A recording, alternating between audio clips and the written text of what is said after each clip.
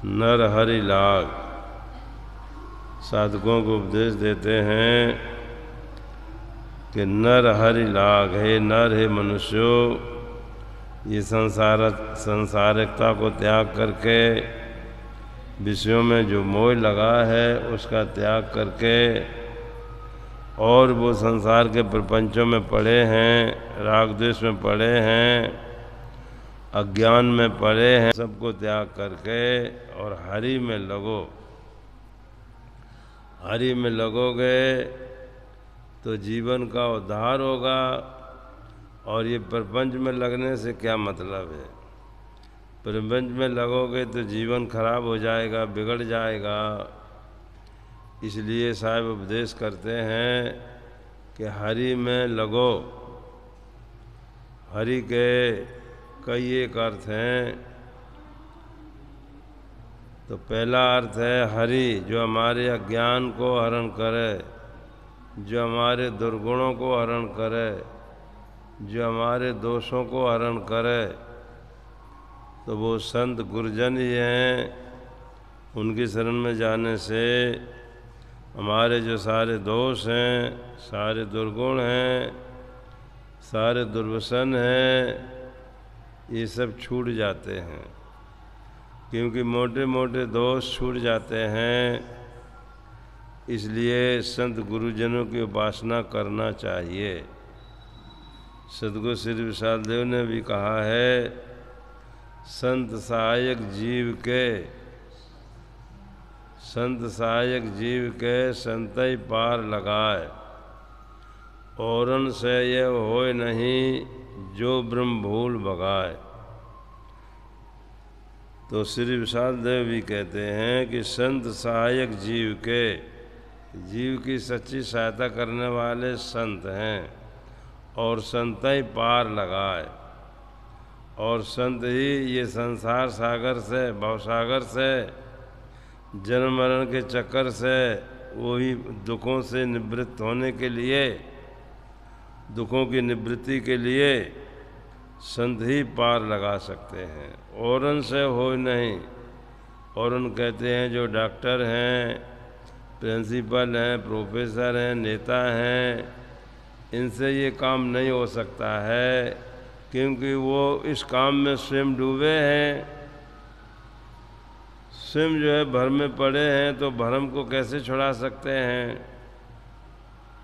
कितने जब चुनाव आता है, कितने मंत्री हैं, वो अपना के पास जाते हैं, वो कहते हैं कि ऐसा करो, बलि चढ़ाओ, वो करो, तब तुम्हारा पद सुरक्षित रहेगा।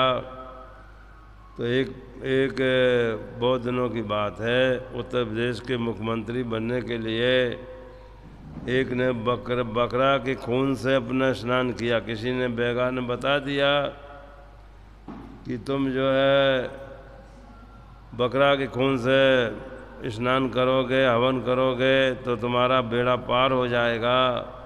ऐसा उसने किया, लेकिन बेड़ा पार नहीं हुआ, हार गया। तो ये लोग बड़े बड़े धुरंधर हैं, प्रिंसिपल हैं, वकील हैं, नेता हैं, ये लोग भी भ्रम में पड़े हुए हैं। अंगूठियां हैं, ये पढ़े लिखे लोग कम पहनते हैं, और पढ़े लिखे लोग कम पहने मिलेंगे और पढ़े लिखे लोग ज़्यादा मिलेंगे। वो चारों उंगलियों में अंगूठी बांधे हैं। तो इस प्रकार से उन लोगों में बहुत भ्रम है। तो साहब कहते हैं संत सहायक जीव के, जीवों की सच्ची सहायता करने वाले संत हैं, और संत ही तुम्हें संसार सागर से पार लगा सकते हैं। संसार से दूर रह कर के हम धन कमा सकते हैं, संसार से दूर रह कर के बहुत बड़ी बिल्डिंग बना सकते हैं, संसार से दूर रह कर के बहुत बड़ा पद भी प्राप्त कर सकते हैं। लेकिन संतों से दूर रह कर के कोई अपना कल्याण करना चाहे तो नहीं हो सकता है, क्योंकि संत जन हैं, उन्होंने अपना कल्याण कर लिया है। उनकी शरण में जाएंगे तो वो दुर्गुणों से दोषों को बताएंगे, और उनकी शरण में नहीं जाएंगे तो वही में पड़े रहेंगे। तो संत ही संसार सागर से पार लगाते हैं, औरन से हो नहीं। जो डॉक्टर हैं, वकील हैं, नेता हैं, प्रोफेसर हैं, प्रिंसिपल हैं और इंजीनियर हैं, डॉक्टर हैं, ये बड़े बड़े पद के अधिकारी हैं, लेकिन ये लोग भी भ्रम में पड़े हुए हैं। ये लोग भी जड़ मूर्तियों की पूजा करते हैं, उपासना करते हैं और भी तमाम भ्रम में पड़े रहते हैं।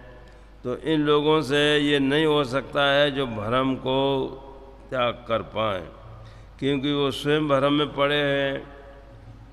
और भ्रम और भूल ये दो महान बंधन हैं। पहला है भ्रम, भ्रम में पड़े हुए हैं कि हमारा उद्धार करने वाला कोई दूसरा है, वही हमारा उद्धार करेगा। हम तो किंचित हैं, अल्पज्ञ हैं, अंश हैं, मेरे में कोई शक्ति नहीं है, हम कुछ नहीं कर सकते हैं, ऊपर वाला जैसा करेगा वैसा होगा। तो इस प्रकार से ऊपर वाले के भरोसे बैठे हैं, तो ये भ्रम है। तो ये भ्रम और भूल, भूल कहते हैं अपने स्वरूप को भूला हुआ, अपने को नहीं जानता है।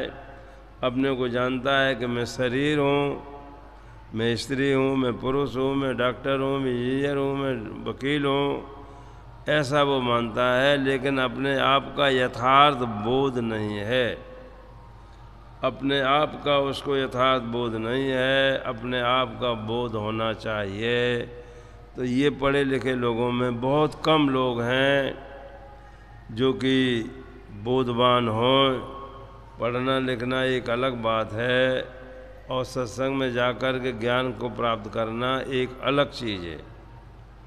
क्योंकि सत्संग में जाकर के, संत महापुरुषों के निकट जाकर के, सदगुरु के शरण में जाकर के और बोध प्राप्त करना ये अलग है और पढ़ना लिखना एक अलग है। बहुत पढ़ा लिखा हुआ है वो भी भ्रम में पड़ा हुआ है और भूल में तो पड़ा ही है।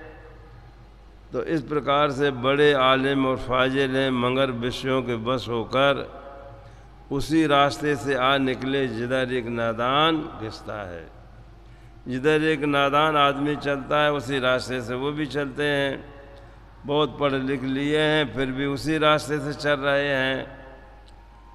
तो साहब कहते हैं कि पढ़ने लिखने में, पढ़ने लिखे लोगों में और न अपढ़ लोगों में कोई बहुत भेद नहीं होता है। लोग मान लिए हैं कि वो पढ़ा लिखा आदमी है, बहुत सज्जन है। बहुत कम पढ़े लिखे भी सज्जन कुछ लोग होते हैं, लेकिन बहुत कम होते हैं। और बगैर पढ़े में भी होते हैं, बहुत कम होते हैं। तो समझदारी है ये अलग चीज़ है। इसलिए बोध को प्राप्त करने के लिए जब तक हम संतों के शरण में नहीं जाएंगे और उनकी उपासना भक्ति नहीं करेंगे तो जीवन का कल्याण होने वाला नहीं है। तालाब के पास जाते हैं तभी हमें शीतलता मिलती है, अग्नि के पास जाते हैं तो उष्णता मिलती है। तो इसी प्रकार से संत के पास जाएंगे तो संतों प्रेमी की भाव है। सदगुरु श्री ब्रह्म साहब जी ने कहा है, प्रेमी की भावे चाल मन, जो प्रेम दिल सांचा रहे। जो प्रेमी की भावे चाल, प्रेमी जन जो संत गुरुजन हैं उनकी चाल वो अच्छी जब उनकी सेवा करते हैं, उनकी भक्ति करते हैं, उनकी उपासना करते हैं, उनकी संगत करते हैं, उनके बनाए हुए ग्रंथों का अध्ययन मनन करते हैं, तो उनकी जो चाल है वो अच्छी लगने लगती है।